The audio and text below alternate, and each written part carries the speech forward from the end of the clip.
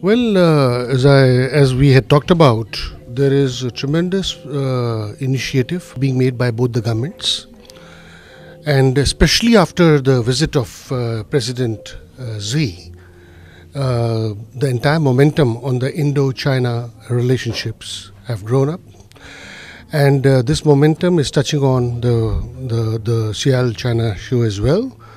I had shared with you the statistics to show how there's a quantum jump on the China in terms of number of exhibitors, in terms of number of products, from 12 to 13, 13 to 14, 14 to 15.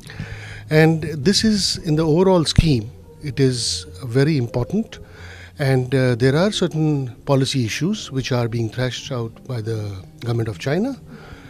Should happen very soon, as the Deputy Consul General, as the Deputy Chief of the mission, Mr. Yang from the Embassy of the PR China, had just mentioned that there is a tremendous initiative and enthusiasm with the Chinese government as well. So things should improve, not only improve, but grow multifolds. Well, as I said, everything is in the process of evolution. And so is this particular China exhibition. What I feel is that there is a tremendous scope. There are certain areas which have not been touched in the sense that they have not been focused upon. Now, we mentioned about the marine products, the seafood. India has a tremendous potential. In fact, I have suggested to the organizers that why don't you have a roadshow in Cochin? Take our major producers of the seafood and take them to China and see the quality of the seafood they bring in along with the quantities as well. So besides this, the milk, dairy, we are one of the world's leaders. You must have all heard about the White Revolution, which happened during the time of Dr. Kurian. And what I feel is that, this has to also be tapped for this opportunity.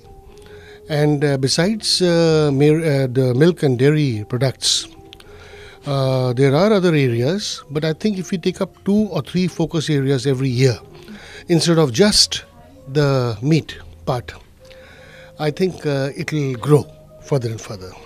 Well, this is the statistics part you're asking. What I feel is that there are 3 things which need to be seen. One is, the fact that 127.9 million tons of milk is produced in India. This is what the statistics was projected. How much of it is being exported? How much of it is going waste? How much of it is being processed fruitfully for adding on to our exports?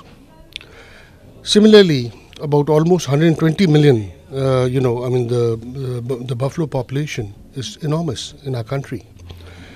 How we could, in a phased manner, talk about the increased exports and at the same time have a direct route to China instead of via Vietnam and other countries, because that adds on to the cost. It's neither good for the Chinese government nor good for the Indian government, not good for the citizens of the 2 countries. So I think that is one area where there is focus and to resolve this issue, and I think it will add a lot of value to the trade. And also, when I talked about the balance of trade, I think every drop makes an ocean. Every drop contribution of any segment to the exports earning foreign exchange is welcome. And I think in that respect, China can contribute significantly to our balance of trade positions. Well, somehow this is not caught on because this sort of a show has perhaps of this magnitude not happened in India. But I think there are some lot of players in this field which are now keenly looking to the Indian market, especially, as I said, after the momentum has developed with the current government and the dispensation. It is a tremendous momentum, and they feel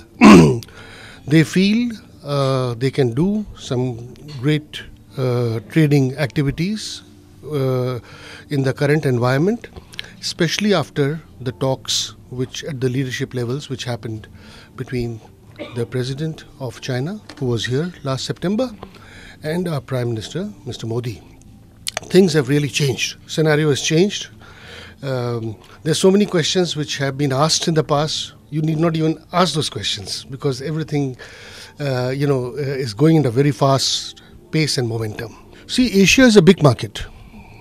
As you know, this is the Asia's number one, fair. One thing we have to keep in mind, both China and India, the way it's growing, the way the countries are growing, the way the population are, opening up in the sense going to external, to globally traveling, seeking jobs, seeking employment professionally. They are now, as you know, it's a global village. So what is important is that when you talk about the potential, it automatically has an impact.